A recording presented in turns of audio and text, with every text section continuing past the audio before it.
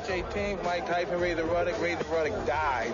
If he doesn't die, it doesn't count. If he's not dead, it doesn't count. It's time for This Week in Boxing again. So, let's go, champ. Ade. Let's go, champ.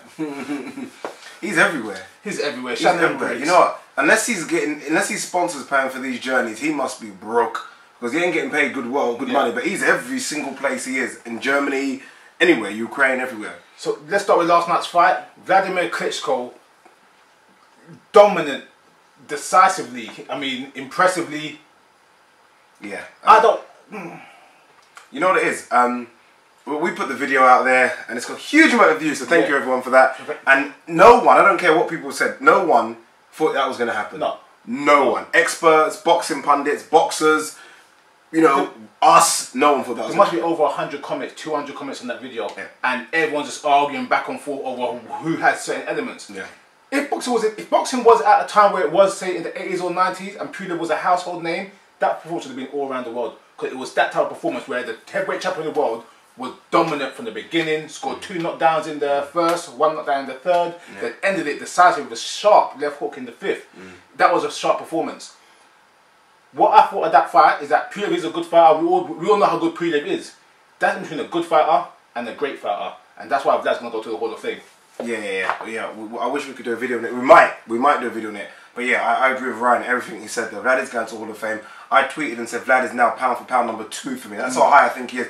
And you're not a Vladimir fan. I'm not a Vladimir fan. I'm a Vladimir fan. Yeah, I think Vladimir's style is more suited to UFC. But I think what he done there, them hooks to knock Pulev down. Pulev's, by the way, people, don't be fooled. Pulev's not a midget. He's 6'4", over 240 pounds. And this guy's a monster. And Pulev knows how to fight tall guys because he fought Tony Thompson and Ustinov before. Yeah. Also last night, Matthew Macklin. I don't want to cut you before you start saying.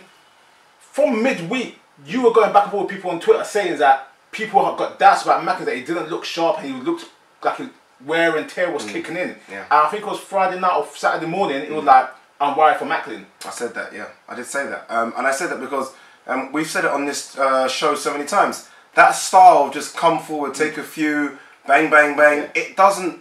It kills your body. You can't keep going with that style. And Macklin, that German performance was so bad, I thought you can't just simply turn the tap on and off.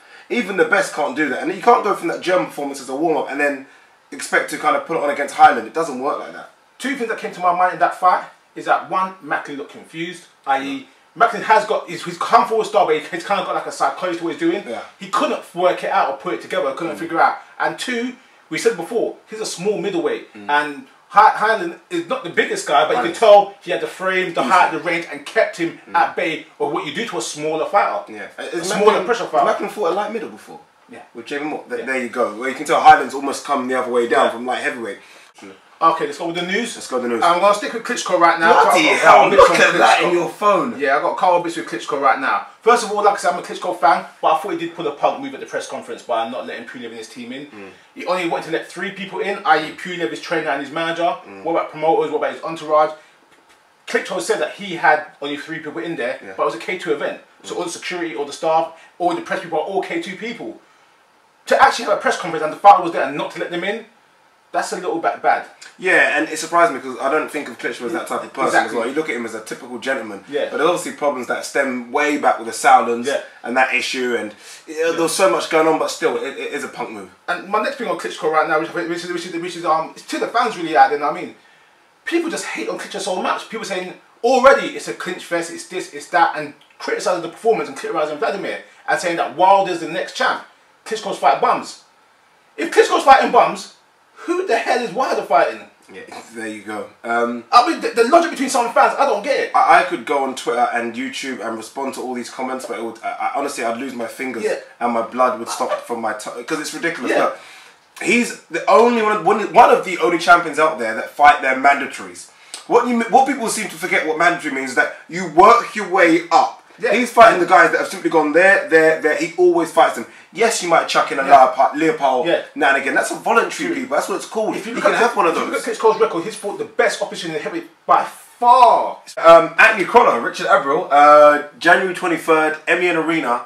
How Eddie Hearn has pulled that one off, I do not know. It's a tough fight for Crolla, but that's what World Championship fights should be. They should be tough fights. It has to be tough. They're not supposed to be easy. You're supposed to win them. I'm very shocked with that one. I didn't hear that one at all. I did. Good fight. Very good fight. And Very to be good fair, I fight. like Cronut. He's definitely one of those people that people should look at where it doesn't matter if you've not got an O record. He's suffered defeats. He's come back slowly but surely. Good wins over Gavin Rees. So he's done it. Good win against Murray. This is what I'm saying with boxing, is that it's not about the old record. Old records mean nothing in boxing. If you look at the history of boxing, and I'm talking about looking at all the great fighters, O's are there. Now I mean, against other fighters, that's why that builds character. When the best fight the best. Someone's gonna lose. Yeah. Yeah. So well done to Anthony Cronut in getting that fight. Happy for him on that one. What else you got? Yeah, I've got low. Let's look at Ricky Burns. Yeah. There were two. Well, Ricky Burns had this litigation with Matchroom and Frank Warren. Both parties claimed they won. It's an interesting one, whereas people are looking at different aspects in what they are suing for, and people are suing about. Both seem to feel that they got the resolution they wanted. Yeah. Is that good business? You know what it is? It's not good business for both parties. It's almost like a tick of the box, pat the back and leave this alone. Yeah. And I feel like both parties think, okay, I won, you won. Almost like a play school fight where a draw. You know, I hit you, you hit me. Let's just call it a draw, and none of us kind of lose anything on it. The team that had most to lose on it was definitely Frank Warren's people.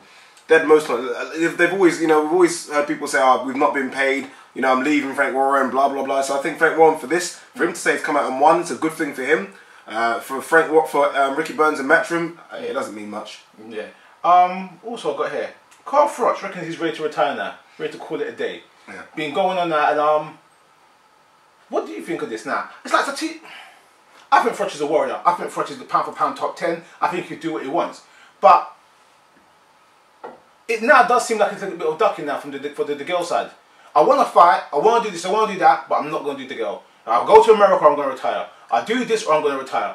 Everything seems to be avoiding James DeGale. Is James DeGale right in what he's saying? That look, Froch knows my style is all wrong for him. You know, to be fair to Froch, and this is what I'm going to stick up from slightly. I've always loved Froch.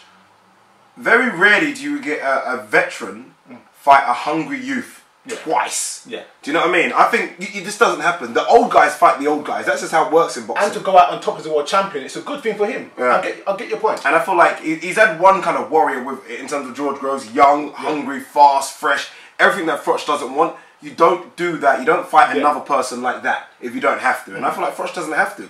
They got, what, 9 million from the George Groves fight. I don't think the girl's even selling the fight as much as George Groves was. Yeah. You wanted to see the George Groves fight. I don't know if I really want to see the DeGale fight. I'd watch it, but it doesn't have the same appeal to me like the Groves one did. Let's talk about Tony Bellew and Nathan Cleverly. You've been saying about this, you don't feel the hype is real. And I sat watching the face-off show on Sky, and I enjoyed every second of it until the last minute. When Bellew walked off, and then Cleverly stood and said, "Come back, man. Come on, let's..." I'm like, nah, that is fake. That is definitely, it is fake. Come on now. But it's like, it wasn't believable. I was like, Cleverly, what are you doing? Just sit down, take nothing. What are you doing? Know what I mean? Like, he was gone. You heard that. You heard the microphone drop. You heard him tell the cameraman, "Get out of my way." And Bellew was gone.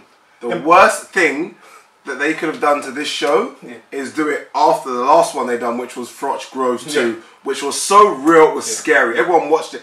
You know, the people have said this doesn't seem right. Look, I'm not going to use the word fake and skullduggery, but there's something about it, like you say, that isn't right. I don't know if these guys have a tea or a pint after, but something doesn't seem right about this for me. It doesn't seem real. The animosity doesn't seem real. Yeah. I tell you what was real though was Tony Bellew talking to Steve Bunce on the phone. Did you hear that? I heard it. Talk Sport, wasn't it? Yeah, Talk Sport. Yeah. Yeah. Now Bunty seems to wind up a lot of people, and Tony Bellew's not short of words. Yeah. I saw an interview, and I kind of touched on this with you the other day. Quigg and Cassius sit down with Mick Hennessy. We touched on it about a few weeks ago, but I'm going to bring it back again. Kid Galahad. Look, I'm not going to let this one go away because I think there's something else in there. Obviously, we heard that they put the offer through to Matchroom. We just kind of felt like it was, you know, the dates didn't work out. Blah blah blah. Mick Hennessy's talking to Quigg and Cassius, and he's saying, "Wait a minute, you guys say dates didn't work out." Scott Quigg, A, wasn't supposed to be on the card when we made the offer, and B, they came back with a second offer of 600,000 plus one option. Yeah. Interesting.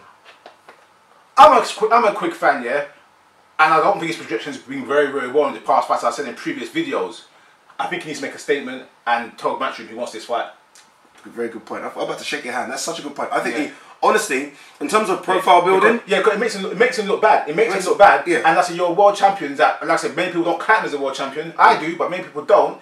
And on top of that as well, you ain't fought a top 10 guy for a while because the guys are getting injured and pulling out. Yeah. Fight a name that's local, that's developing, so a fight that you can win, and show the fans that, look, I'm fighting the guys that I could get, but no one else wants to fight me. I think all the British boxers have got to realise now, British boxing is big. You don't necessarily need to fight. We're not talking to go and fight a Rogondo. We're not talking about fighting a Leo Santa Cruz. We're talking about fighting a Kid Galahad. Someone that's on the fringes of the top 15, top 10, and let's show you how good you are. You beat Kid Galahad, your profile goes up. I think there might be a bit of fear factor that Kid Galahad could cause him problems.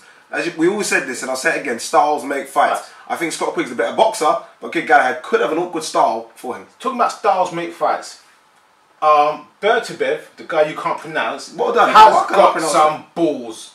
Yeah? What's he done? He said he'll fight Kovalev now. You know why? Yeah? He said knocked him out or down he twice said, in the I'll fight Kovalev now, yeah? That is what boxing's all about. That's what makes the sport, yeah? This, again, Nicholas Walters mad said he don't want to fight Lomachenko. This one don't want to fight that one. They don't want to fight This guy just came and said, look, give me the champ. Wait, so 8 fights? 8 fights. 8 fights in. 8 fights. Give me... Already knocked out of former world champion Terrence Cow and said, give me the man, I'll fight him now.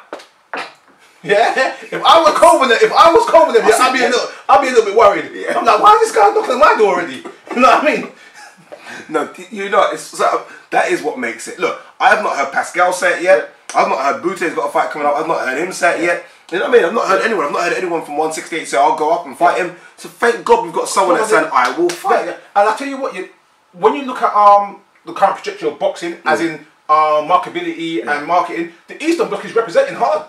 They're the ones that do. Listen, we're watching Klitschko. He's doing great numbers, doing great performances. We're watching GGG. We're watching Bertabev. We're watching Kovalev. We're watching Lomachenko. Yeah, there's guys out there. Yeah. Seriously, I'm trying to say. Yeah. They're heating it up. David Price has been added to the Hernandez cards and Afalabi. Yeah, who's David Price fighting though? Because he said he's got a big name that he's fighting, and he mentioned it kind of. I've got an important fight coming up, a big name. I don't know who it is. I haven't had no rooms on the name yet, but he's on the card. And I think it's not. I think for David Price, I think it's not a bad move. I.e., he was fighting regularly until he got a hand injury. He's got roughly what, a month, 5 weeks to prepare from when it came out officially. He knew what was it before.